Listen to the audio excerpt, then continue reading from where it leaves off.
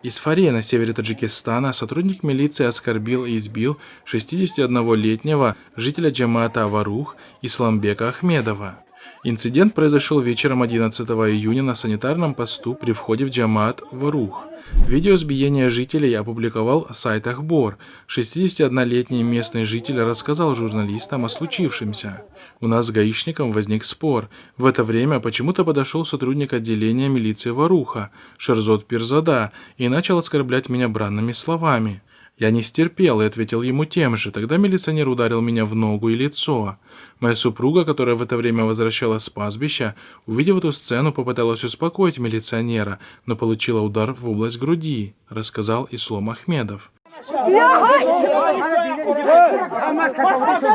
Видео вызвало бурю негодования в таджикском сегменте соцсетей. Согласно предварительной информации, если будет доказана вина сотрудника милиции, то виновного просто уволят из органов власти, но не более того.